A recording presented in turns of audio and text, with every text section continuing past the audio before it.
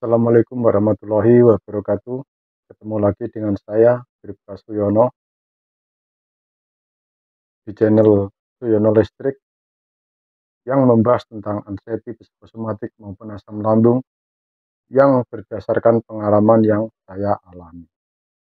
Apa kabar Anda semua? Saya doakan semoga Anda sehat, baik jasmani, jiwani, dilindungi oleh Allah dimanapun, kapanpun, dan yang lebih utama Anda segera lepas dari anxiety psikosomatik maupun asam lambung. Oke, di sini saya akan eh, apa yaitu menyarankan Anda atau berpesan pada Anda yang masih kesulitan untuk bangkit dari anxiety psikosomatik maupun asam lambung ya. Sebelum saya tutup sementara channel saya. Ya, karena sementara ini channel saya akan saya tutup. Enggak, videonya enggak saya hapus, tetapi saya enggak upload video ya. Karena ini pesan dari guru spiritual saya bahwa sementara saya disuruh melupakan tentang psikosomatik dulu karena saya harus mendalami yaitu yang namanya meditasi, mendalami yaitu spiritual Jawa ya. Itu ya doakan saja semoga cepat lulus ya dalam mendalami yaitu masalah spiritual Jawa dan mendalami masalah meditasi. Kenapa Bapak ingin belajar spiritual? Ya, ini ya, spiritual Jawa ini lebih yaitu mengutamakan tentang apa mengelola pikiran dan perasaan. Jadi setiap kita langkah kita, ucapan kita, terus pandangan kita senantiasa kita yaitu mengingat pada yang kuasa, pada Tuhan yang Maha Esa. Itu. Jadi saya memilih jalan itu karena saya sudah membuktikan betapa dahsyatnya kekuatan meditasi, ya, kekuatan batin, kekuatan energi alam semesta. Itu. Kekuatan energi alam semesta ini bisa kita manfaatkan untuk kesehatan kita, baik kesehatan fisik maupun kesehatan mental. Karena ya tubuh kita itu juga termasuk uh, alam semesta, tetapi alam semesta yang kecil dan dunia ini alam semesta yang besar. Nah, gitu ya. Nah, ini pesan dari saya untuk Anda semua yang susah bangkit dari anxiety psikosomatik. Nah, ini enggak saya catat, saya masih ingat. Yang pertama, Anda itu harus mendapatkan suatu diagnosa yang jelas. Itu. Di mana kita mendapatkan diagnosa yang jelas, yaitu dari dokter. Walaupun saya yakin Anda sudah didiagnosa dokter mungkin asam lambung, asam lambung.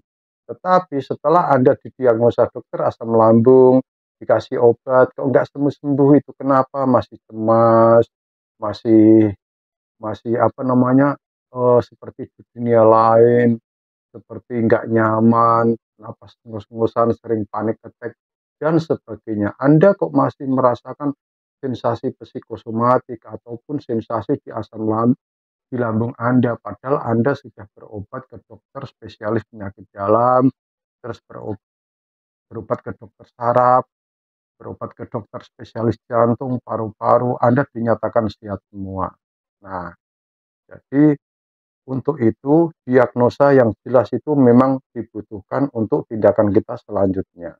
Itu.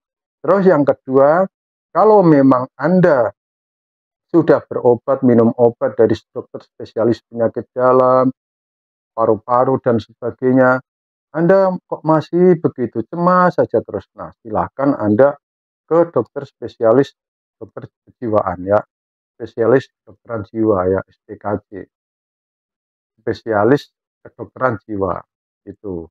Nah, di situ nanti akan yang namanya ketemu, yaitu Anda itu mengalami uh, cemas menyeluruh atau mengalami apa, anxiety disorder, gejala-gejala psikosomatik dan sebagainya. Karena apa? Mungkin Anda bingung lambung saya sudah jaga pola makan, sudah makan rebus-rebusan, pantang makan, sudah minum obat kok begini terus. Nah, kok masih cemas terus, masih cemas terus. Nah, itu silakan ke psikiater, gitu. Nah, itu pesan saya yang kedua. Nanti kalau sudah dapat diagnosa dari psikiater, nanti pasti akan dikasih obat, gitu. Jadi Anda jangan, eee, terlena dengan sensasi yang di lambung Anda, begitu. Karena sensasi di lambung itu menyebabkan suatu kecemasan, apalagi yang berlangsung lama, itu udah pasti mengalami gangguan kecemasan yang berlebihan, begitu. Nah, kalau sudah ada ke psikiater, nah Anda berobatlah yang rutin. "Gimana Pak, saya nggak punya uang untuk berobat." Begini ya, sekarang ada BPJS. BPJS itu kalau memang vaskes tingkat pertama tidak bisa menyembuhkan Anda punya hak untuk meminta rujukan di vaskes lanjutan atau di dokter spesialis, gitu, ya, gitu. Kalau nggak punya BPJS, Pak, nah Anda cobalah uruslah BPJS, gitu ya. Kalau memang Anda mohon maaf dari segi finansial, itu kan ada bisa mengajukan dari desa, biar, eee, diberikan jaminan kesehatan yang menanggung adalah pemerintah, gitu ya. Ini bentuk, bentuk solidar saya pada Anda, empati saya pada Anda, karena apa, sakit asam lambung disertai kecemasan atau bahkan psikosomatik, itu harus mendapat penanganan yang segera. Karena itu dulu saya alami, karena kurangnya penanganan, lama penyembuhan saya, gitu. Nah, setelah Anda berobat, minum obat dengan rutin, nah jangan andalkan obat saja. Anda harus mengelola pikiran Anda dengan apa, Pak? Yaitu mengelola pikiran dan perasaan itu harus, eee, tahap demi tahap, step by step, harus pelan-pelan, nggak bisa langsung. Semua melalui sebuah proses. Nah, proses ini harus Anda jalankan. Untuk mengelola pikiran dan perasaan, Anda harus batasi, yaitu namanya tontonan Anda, terus penglihatan Anda, pendengaran Anda, terus batasi juga media sosial Anda, itu. Boleh kok bermedia sosial, asal bermedia sosial yang cerdas, ya. Kalau ada berita-berita yang mungkin tidak mengenakan, sudah jangan ditonton. Jangan googling atau searching gejala-gejala penyakit, begitu. Itu justru akan, melemahkan mental Anda, gitu, ya. Karena apa, pikiran Anda kalau kacau, semua menjadi kacau, itu saya yakin. Terus yang selanjutnya, minimalisir atau yang namanya kurangi atau ya kalau bisa sih jangan sampai ada konflik, tapi ini nggak bisa, harus mengurangi, ya, mengurangi konflik. Konflik apa, Pak? Yaitu konflik dengan teman Anda, konflik dengan tetangga Anda, saudara Anda, atau konflik dengan keluarga Anda sendiri, bahkan pasangan hidup Anda, begitu, ya. Itu, kurangi konflik, karena tahukah Anda bahwa saat ini pikiran Anda sudah terjadi konflik. Kalau ditambah lagi konflik yang lain, ya akan timbul yang namanya ya sebuah, apa namanya itu, eee, pikiran Anda itu tidak bisa tertata, kalau komputer harus di-defrag gitu, atau bahkan perlu diinstal ulang. Nah, tapi otak ini, pikiran ini, itu susah untuk diinstal ulang, memori-memori yang sudah terlanjur masuk, itu susah untuk dihilangkan. Nah, makanya itu terus selanjutnya pesan saya, perbanyak ibadah, terutama ya sholat saya yakin Anda sholat, terus perbanyak istighfar, kalau yang muslim, istighfar, zikir, ya, meditasi, relaksasi. Kalau yang non-muslim kan ada meminta ampun itu bagaimana sama Tuhan, terus mengingat Tuhan itu bagaimana, pokoknya kehidupan Anda sudahlah ke hal yang penuh dengan, ketakwaan, gitu, ya. Terus yang meditasi itu bagaimana, Pak? Meditasi itu bisa dilakukan oleh semua agama, ya. Anda nggak usah terprovokasi atau, terjebak misalnya ada orang, "Ah, meditasi itu punya agama lain." Tidak, ya. Meditasi itu tujuannya untuk apa? Tujuannya untuk menenangkan pikiran kita agar menuju ke Sang Pencipta. Ya, pikiran kita selalu tertuju sama Sang Pencipta. Meditasi, relaksasi, gitu. Ya, itu. Karena apa? pikiran Anda itu harus selalu mendengarkan suatu afirmasi yang positif, yang menenangkan. Bahkan lagu-lagu atau misalnya suara-suara itu harus serba positif. Coba kalau ada di kebisingan, ada orang berantem, saya yakin Anda nggak nyaman. Makanya cas diri Anda saat malam hari itu dengan pendengaran, yaitu mendengarkan lagu-lagu rohani ya, sholawat dan sebagainya. Untuk sementara kalau Anda tidak takut mendengarkan ceramah tentang yang ada, biasanya ceramah kan ada tentang kematian dan sebagainya, nggak usah Anda dengarkan. Maksudnya lihat cari ceramah yang lain yang mengelola pikiran gitu. Ya, terus selanjutnya saran saya yaitu yang tadi itu kan jangan andalkan obat saja ya. Anda minum obat barengi dengan menata pikiran dan perasaan Anda gitu ya. Mulailah berbenah dari sekarang. Terus yang selanjutnya, hobi-hobi Anda yang dulu Anda senangi dan sekarang Anda tinggalkan, dilatihlah, mulailah untuk Anda geluti lagi. Atau Anda mungkin menemukan hobi yang baru, nah itu, cari hobi yang baru juga. Nah, selanjutnya sempatkan diri Anda walaupun seminggu 2 kali atau seminggu sekali di tempat yang sunyi, ya.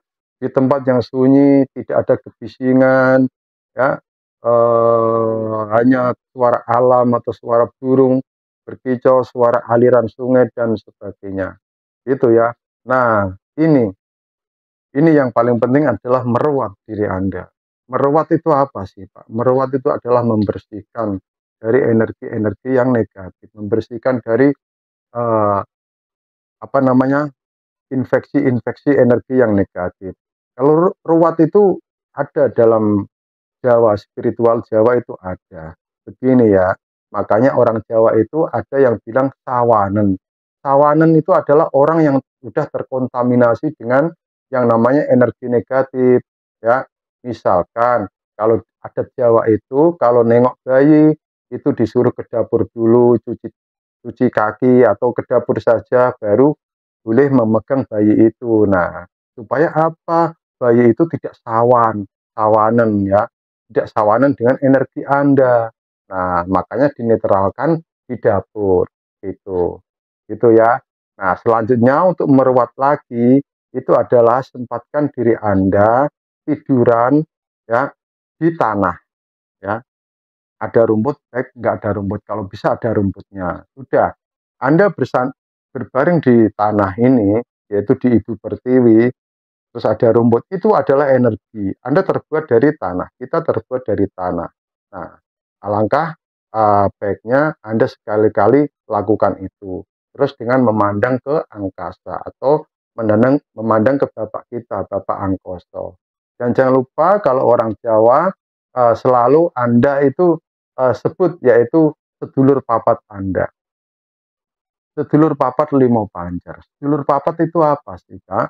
Kalau orang Jawa sedulur papat itu yang pertama itu adalah darah ya. Darah, terus plasenta ya atau ari-ari begitu. Darah, plasenta atau ari-ari, terus ketuban dan pusar. Itu ada 4 ya. Nah, itu Anda bisa yaitu misalnya begini, tapi tetap tertuju sama Tuhan, ya Allah, dekatkanlah sedulur papatku yaitu darah, plasenta atau ari-ari, terus ketuban, terus puser gitu ya. Pancer itu apa, Pak? Pancer itu adalah diri Anda, makanya sedulur papat limo pancer, kakang kawah adi ari-ari ya gitu ya. Kakang kawah adi ari-ari darah, terus puser itu ya. Nah, segera Anda berbenah, kelola pikiran perasaan Anda. Ya. Selanjutnya Anda itu harus yang namanya sekali-kali berendam di air. Karena apa? Air itu adalah energi. Ya. Jangan berbicara di rumah Anda yang penuh dengan kedengkian, misalnya berantem, selalu berantem sama pasangan Anda, maka itu akan diserap oleh air yang ada di rumah Anda dan Anda minum. Nah, air yang sudah terkontaminasi dengan kata-kata yang penuh dengan kebencian, emosi, itu setelah diadakan penyelidikan itu airnya itu mengeruh, sedangkan air yang diberi doa-doa itu mengkristal atau lebih jernih. Nah, pahami itu bahwa sakit ini sebenarnya tidak berbahaya. Yang berbahaya adalah respon otak kita dalam menanggapi sensasi itu. Itu ya. Jadi tetaplah berusaha, tetaplah berdoa. Jalani proses itu ya, sabar dan sadar. Begitu. Memang harus sabar. Kalau nggak sabar, sakit ini itu nggak bisa Anda paksa, nggak bisa Anda target. 1 bulan saya harus sembuh. Oh nggak bisa ya, nggak bisa Anda target. Harus sabar menikmati proses ini, gitu.